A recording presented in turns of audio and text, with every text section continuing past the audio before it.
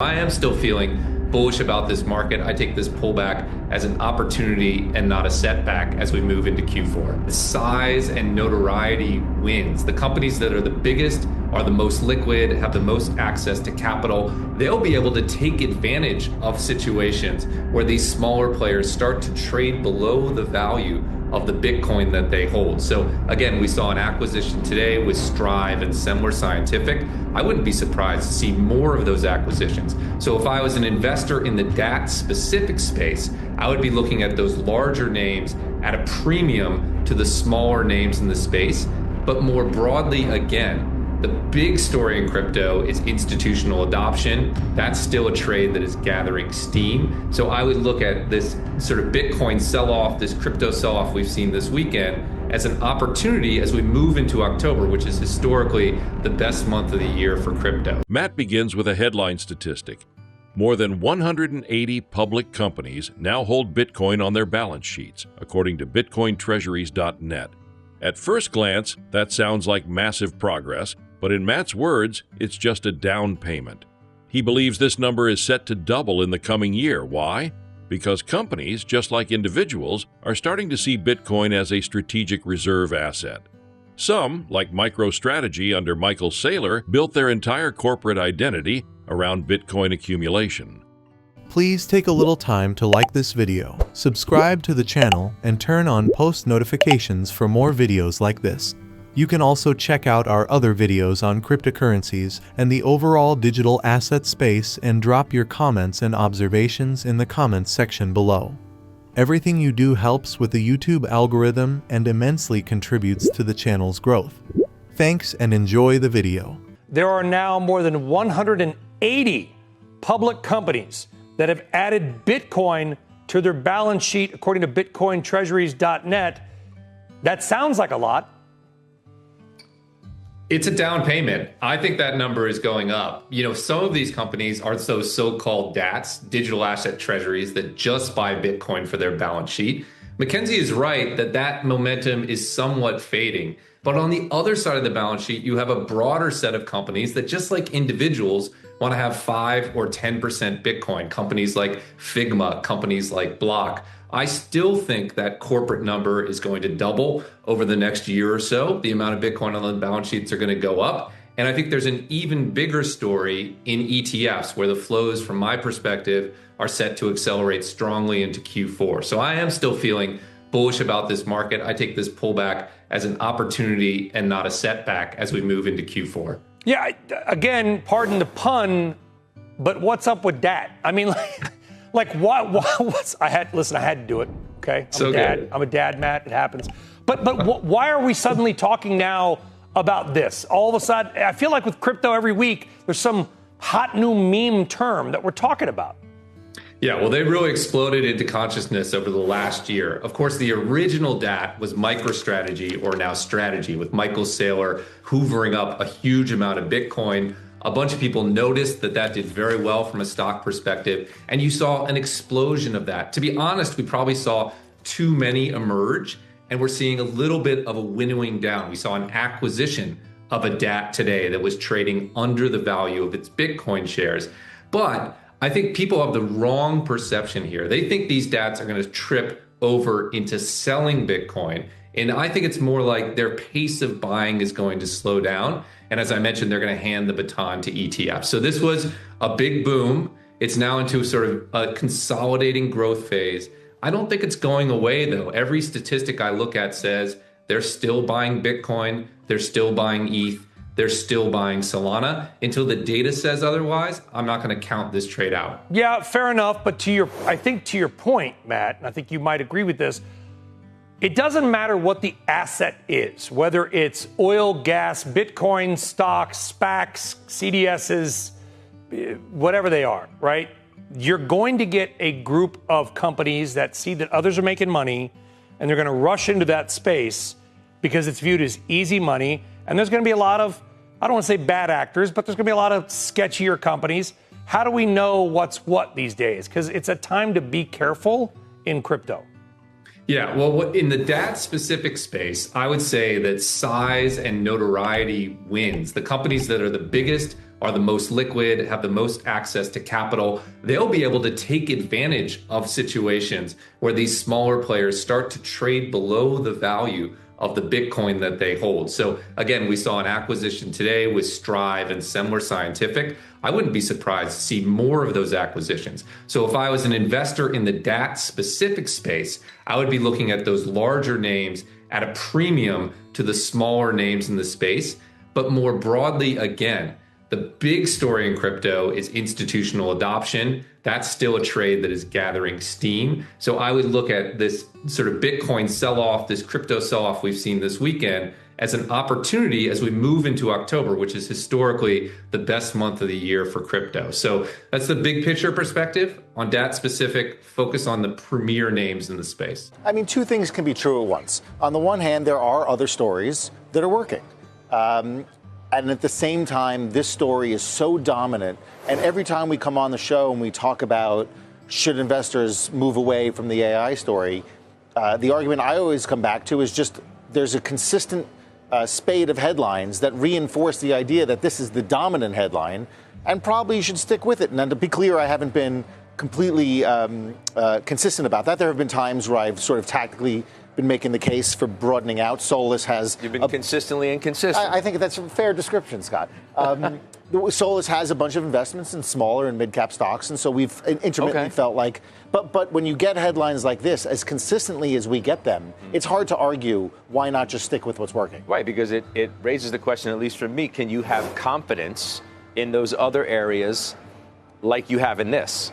And it's kind of hard to when this feels like it has this durability to it that the others may not. No, but I also don't think you need the same level of confidence. So on the one hand, you have this obviously secular story that's playing out from NVIDIA and Broadcom all the way down to the industrials and what we call the AI beneficiaries. And you have enormous confidence in that in the short term here, in the sense that the money keeps being spent, the CapEx, demand keeps outstripping supply, et cetera, et cetera. But again, that doesn't mean that throughout the market there aren't other stories that are working incredibly well that are not. Maybe you don't have the same level of confidence, but you can still have a high level of confidence in those stories. Yeah. Matt Hougan's analysis paints a clear picture. Corporate adoption of Bitcoin is expanding, but the real growth engine is ETFs, which are becoming the preferred vehicle for institutions. While weaker DTs consolidate, stronger players in ETFs are picking up the slack. At the same time, the macro backdrop remains supportive. Fed easing, ETF inflows, and seasonal tailwinds all point to opportunity as we move into Q4.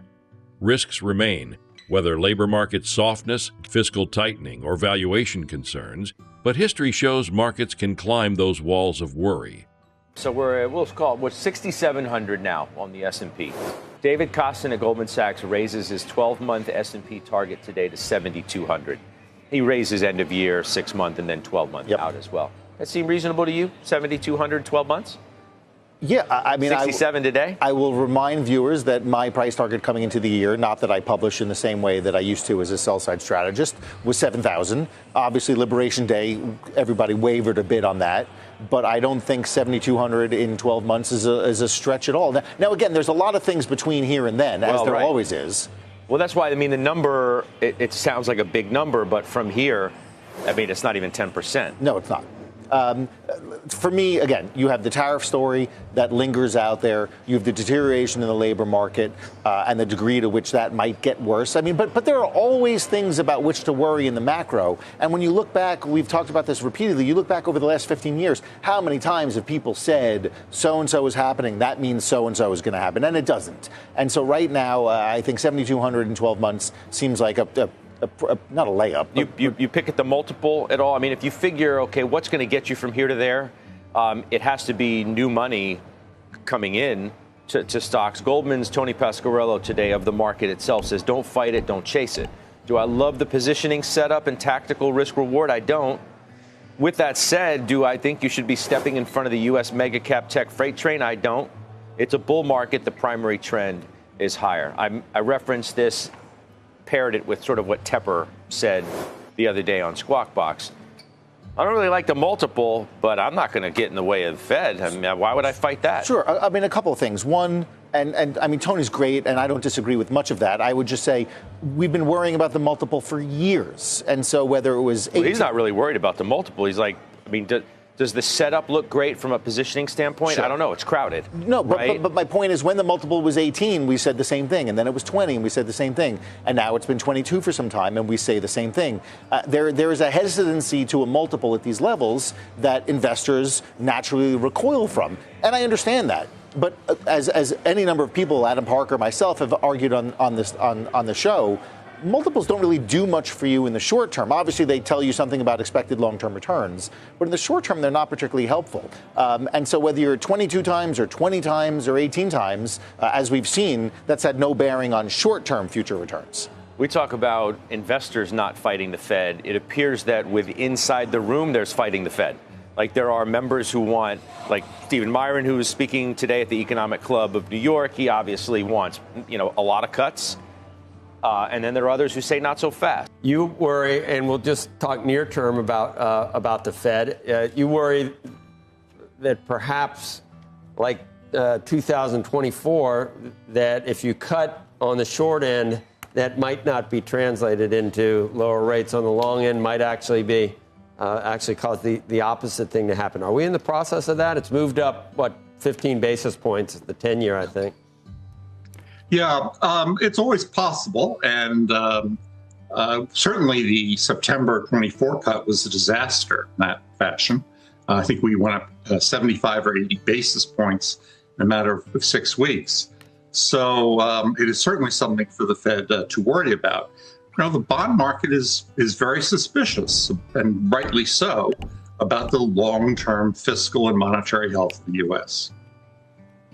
Larry, do you think that the weight of the evidence warranted a cut? Because there's so many cross currents. I don't know if you look at the equity market doesn't look like the Fed was restrictive. I don't think 4.3%. Go ahead, Larry.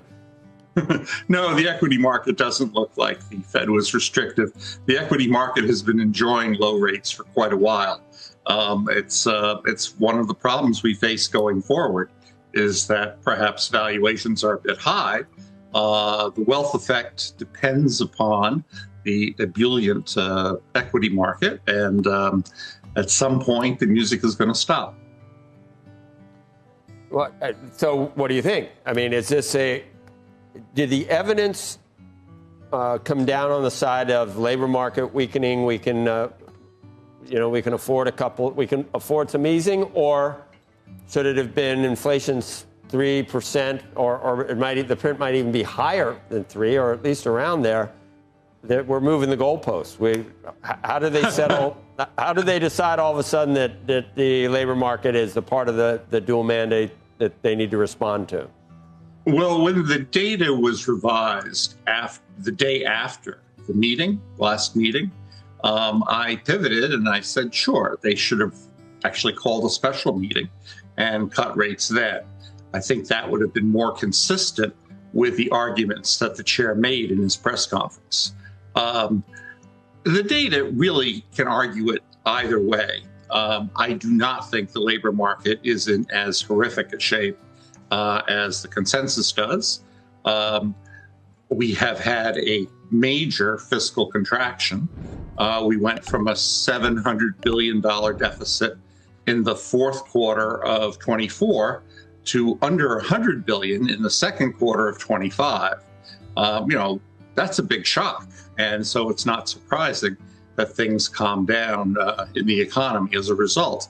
That's not going to be a permanent situation. And I think the fiscal impetus here really needs to be taken into account by the Fed. And I don't think they've been doing that. For investors, the message is simple. Focus on quality, embrace ETFs as the new institutional bridge, and view pullbacks as chances to build exposure. Crypto adoption is not fading, it's maturing. That wraps up our expert summary of Matt Hougan's latest insights. If you found this breakdown valuable, hit the like button, subscribe for more expert market recaps, and let us know in the comments. Do you think ETFs will overtake corporate treasuries as the dominant force in Bitcoin adoption? Or will more companies follow MicroStrategy's lead?